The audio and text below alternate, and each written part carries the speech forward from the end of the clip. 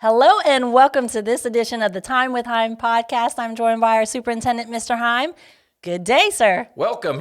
That's It's cold. going to be cold. I promised y'all that weather was going to change this week, and my goodness, we Yes. did not expect it to be this cold, but it is. Oklahoma at its best, Yeah. playing golf one day and out of school the next because of That's cold it. weather and snow and ice. And frigid temps. So we did just come back from our 2 days of virtual learning, and we've got some things to share with our families as we expect some new inclement weather to come in. Do you want to start us off with that? Well, first of all, please understand that we try to work with many entities as we can when making a decision to close school. Our flexibility to parents, allowing them to keep their children at home when they feel that's the safest thing to do. And again, reiterate, as a parent, if you feel like it's cold or the weather's bad and you want to keep your child at home, that's kind of some of the purposes with our flexibility in our virtual days. So don't be afraid to use those. That's your decision to make. But it also makes it easier for us when we make decisions, and we work hard because we also want to try our best to keep that option open for our students to be at school when it's safe to transport them there. And also, we have to count on the safety of our staff getting there. And the worst thing about Oklahoma weather can be, as we all saw on Wednesday morning, is although a lot of the predictions were saying 20 and 30%, hey, when that sheet of ice drops in Oklahoma, it's a skating rink, and it was, it was treacherous Wednesday morning, and they were also showing it to drop again 40% on Thursday, although it didn't hit quite as bad on Thursday morning. So we got through with 2 days. We're glad to be back at school today for a lot of reasons, and we'll get into some of that later.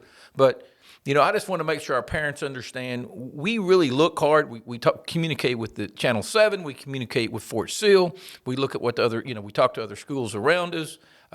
We listen to the National Weather Service. We're on those webinars, so we're continuously We don't make talking. those decisions, rashly. The one thing we have tried to do with the virtual days by giving us more flexibility is letting parents know quicker. I know when I first became a superintendent, the worst thing was you'd get up at 3 o'clock or 4 o'clock. I know people say, you really tell us you get out. I really did get out and drive the roads. And you'd get out and drive the roads, and you're driving around, and it's bad, and it's 5:30, and you're making the call at 5:30 in the morning. Well, parents that need to go, they don't have any time to get to secure any kind of daycare or child care or anything. So we really work hard to give as much time. So one of the things we really try to strive to do is make that decision before school's out the day before. And weather services actually gotten better at predicting and so, yada, yada. So we're excited about that. And that kind of rolls us to next week. That's right. Expected today and tomorrow. We've pushed out some messages about tech support being available. Today's a good day for them to come in. And then Sunday night is really, something to watch. Saturday a little bit in the evening, but Sunday night is gonna. And Monday. Yes. And it looks like if you look at the weather, and again, we're in Oklahoma, so anything can happen. But amazingly, it looks like we will not get out of freezing until a week from today. Next Friday will be the first day that we break freezing. And some of those are negative degree lows and single digit highs. And those are cold weather we just don't experience that in Oklahoma and we don't deal with. Plus, there's predictions we may get a foot of snow. A foot. Yes, a foot of snow with, I don't know that we got we sand and salt, but we don't have the plows. And I noticed one thing I saw on one news station. Again, I'm saying what I heard. I don't, news anymore. I don't know that it's true. I'm not the scientist, but they said rock salt loses its effectiveness when it gets to 20 degrees or below.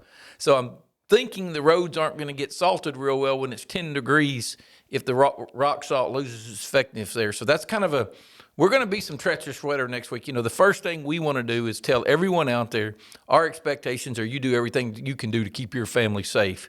And if it's that cold, once again, we're going to do our best to open school if we can safely do so. But the problem we have, that gets to be a difficulty for us because the students out and such. So, but if we do open school and you still feel like your children are safer at home, keep your children at home. That's where that flexibility for our parents comes from.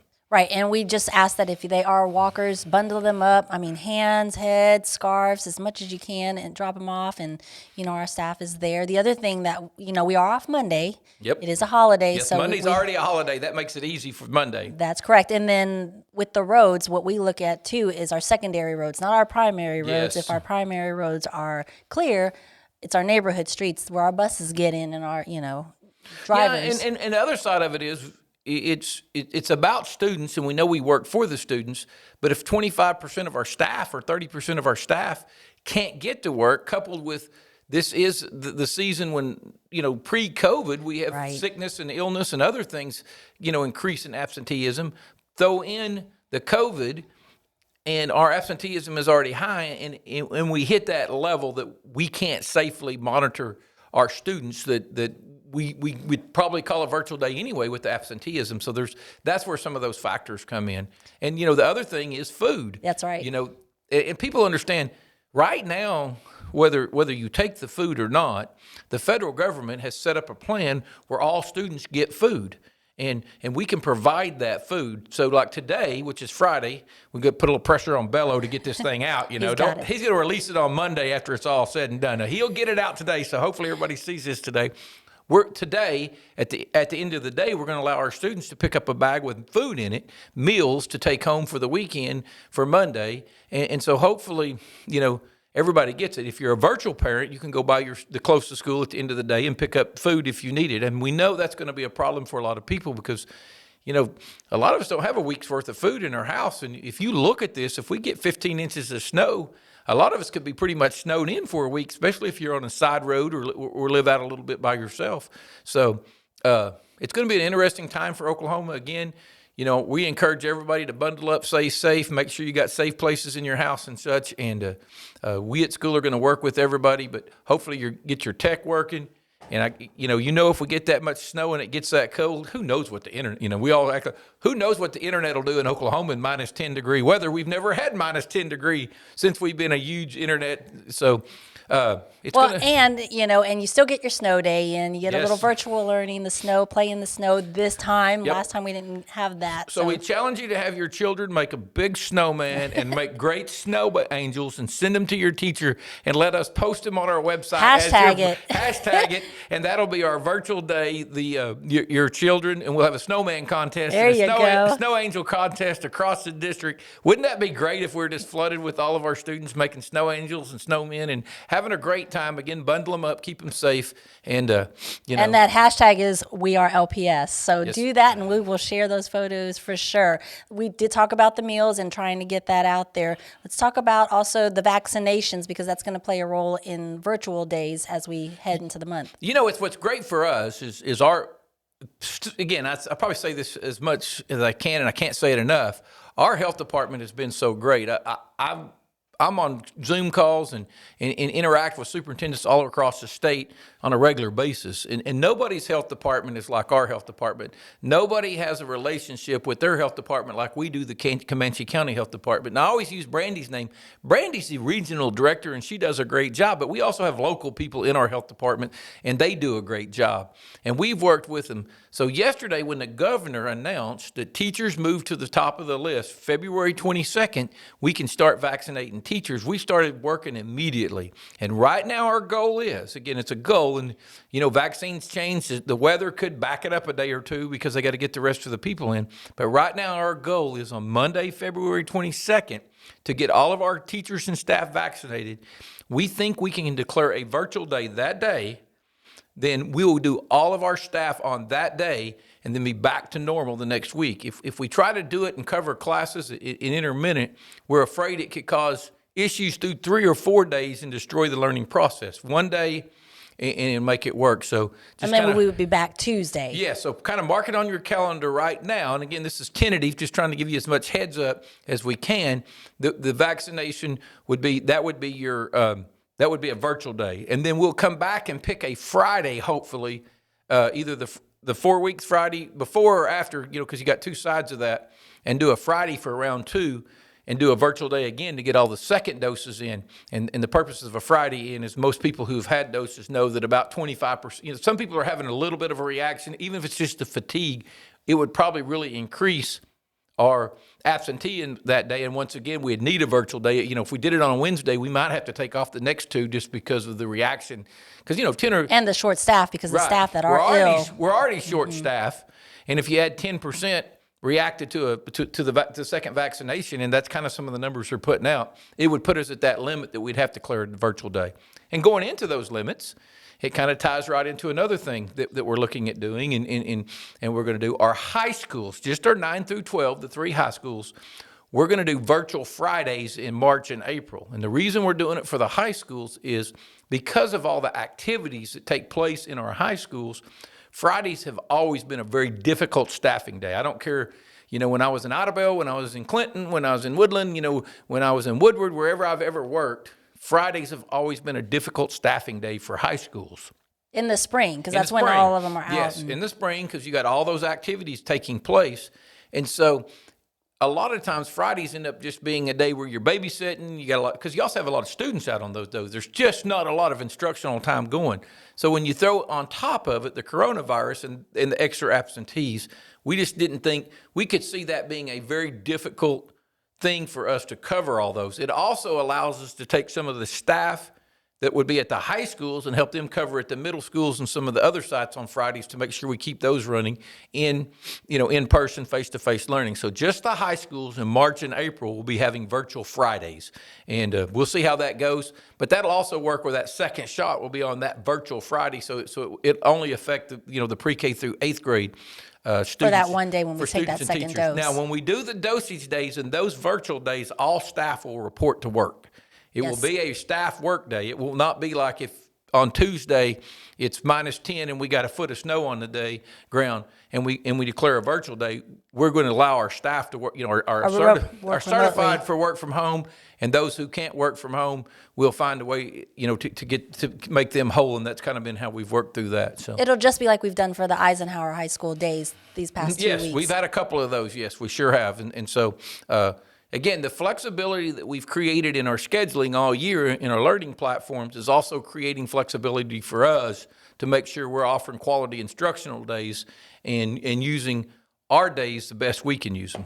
And speaking of, the curriculum and whatnot, learning days, we're actually getting ready for our middle school pre-enrollment, and we've been putting out the course catalog together and getting those high school classes in there. Yeah, that's exciting, and that goes back to, and I always tell everybody how much, one of the things in life I've always struggled is verbally I can share, but sometimes I don't write real well. But I tell everybody when I moved to Lawton, my writing skills accelerated greatly. Lynn is such a great instructor. She does such a great job. She has made me such a better writer. But if you saw the op-ed we put in the paper Sunday, Lynn did a great job of taking my words in the district, when we have our leadership meetings, just that dream we have, and tying it all into one op-ed. And so, if you look at it, pre-K through 8, we've got all this for our maker spaces and some of the things we're going to do to stimulate our students. It's all about interest levels. So pre-K through 5, in all of our elementary schools, we're going to have a maker space next year. 6 through 8, the big push is to add classes, which would improve the electives. It also improves some of the core level, such as Algebra 1, geometry. Add some of those classes down there for high school credit. And people say, oh, they're going to graduate early. No, the purpose is not at all to graduate a student early. As a matter of fact, except for in extreme circumstances, I've never been in favor or never supported early graduation. The purpose is to take more college classes for credit, because if you look at the numbers, it's astonishing. Students that graduate high school with concurrent courses, how many more of them graduate from college, what their great GPA is in college, and how more likely they are to graduate in that 4-year period or even get an associate's degree. So that's kind of where we're working with that. By pushing those classes down, we give more flexibility. Then the next thing, when you get to the high school, not only we talk about offering more AP classes, because some people say, wow, they're pushing concurrent, they're trying to do it with AP. No, we're looking to expand AP classes across the district and offer more AP to all of our students, more concurrent, but also to add more electives, more valuable electives. What do you do with drones? What do you do with esports? What do you do with art? And how do you make it where students can take art and play football and be in the band, and different things? There's no way they can be that flexible as a high school student unless they walk in the door with high school credit. So that's the goal, is to, again, creating flexibility, giving our students as many opportunities as we can, so when they graduate high school, they're life ready. And that's, people say, well, you're going to try to create a super high. No, we're not trying to create a super high school. We want the tradition of Lawton MacArthur and Lawton High and Lawton Eisenhower to stay. We want those, people still belong to their high schools. They want you graduate a Wolverine. There's a lot of people that graduated a Wolverine, and that's their expectation of their family, and that doesn't change. So we're not looking at changing that. We just want to give every kid more opportunities. And you can't, if you're not going into that college path, you've got the trades in, the career tech, and you could even graduate and go straight into the market because your apprenticeship, your internship, all of that is complete in the 2 years where you would have had to wait after you graduated to go and do more work there. Yeah, and when you look at that career path and career tech, our career tech probably offers somewhere in the neighborhood of 20 programs. Well, you got to pick one when you're a sophomore. Well, you have no. So we're going to try to expand our introductions to those, to our middle school and 9th and 10th graders. Find a way for students that are more hands-on and want to be more in that career tech path, find a way so they can have more, so we can have a better gauge of their interest level when they have to make that choice. Because we want to give them as many opportunities to explore as many of those fields as they want. So when they do graduate high school, they do have an idea of what field they want to do, what's their interest level. Because learning is still an interest level. We want to change what education looks like somewhat. Sitting in a classroom with 20 students with the teacher in the front of the room has been what a classroom's looked like for 50 years. How do we make that where it's more interesting to students? How do we make it where students, they know why they need to learn and they have a desire? I always tell everyone when I was younger, I used to teach driver's ed in the summer. There were times I had 80 students in a classroom by myself teaching driver's ed, and it was they were all engaged. There was no problem getting disciplined, no issues. Why? Because everyone in that room wanted to get their driver. They were 15-year-olds, and they were hungry for that information I was giving them. Whether I was doing a great job of it or not, they were hungry. If I could have got my history students to be that hungry for the information, I would have been the greatest history teacher ever. But so how do we find things like that where students are hungry for the information like they are in driver's ed? So that's kind of what we're trying to do across the district, and we're working as teams. We're teaming with Cameron. We're teaming with Career Tech Great Plains, and hopefully we can continue to grow and build a stronger platform and more resources for all students at Lawton Public Schools. And the district is pushing surveys out to our families. Some of them are being done at different levels, high school, middle school, and elementary. So when you do get those notifications for the surveys, please take the time to fill them out because we use that data as we go into the school year. Because that brings up one of them that's just kind of it's been an ongoing subject around here that kind of fell in my lap when I get here, is the modified dress code. Some people call it uniforms. Do we want it? Do we not want it? Do we want to enforce it? Do we not enforce it? It's kind of a broad topic. And, and one thing we've talked about from my office is, and when I talk to the board about how we want that to look, I just want it to be enforced. So we're going to send, I think that's one of the surveys coming out. So the parents can look at that and decide, because if our parents, if they feel like it helps them, we would want to keep it. But if it's just a pain to our parents and it's a pain to our teachers and administrators, and it's just a building, it's just a wall we're building and making education more difficult, we need to phase it out. But if it's something that has some interest, value. To our parents, we need to find a way to strengthen it and make it better. So it's like anything we do, that's kind of the goal we have. Not to do things just because that's what we did, do them because they're working. And not to change things just because we want to change them because they need to be changed. That's right, and we're getting there. So thank you, Mr. Hime, so much for your you. time. You guys keep an eye on our social media. Stay safe. That's right. Stay warm. We have notifications going out. If you're not receiving a text message, I know that was some things that went onto our social media that they weren't getting it. Please contact the school. Make sure they have the correct phone number on file. And don't forget, guys, we look for things to share in the podcast. INFO at Lawton Public Schools, LawtonPS.org. Yes. INFO, info at LawtonPS.org. Send us your questions, and we'll try to answer them on the podcast. We look for things like that. That's right. Until next time, Mr. Hime, you right, ready? yep. We're going to see them later. Hopefully we're here next week. crossing our fingers. Enjoy the snow when it comes. It looks like there's pretty high confidence that it's coming, and we're going to have some great pictures to share, I hope. Oh, yeah, a lot of snowmen and snow angels. We're That's excited. right. You guys stay warm, stay safe, and until next week, we will see you then. Have a good one.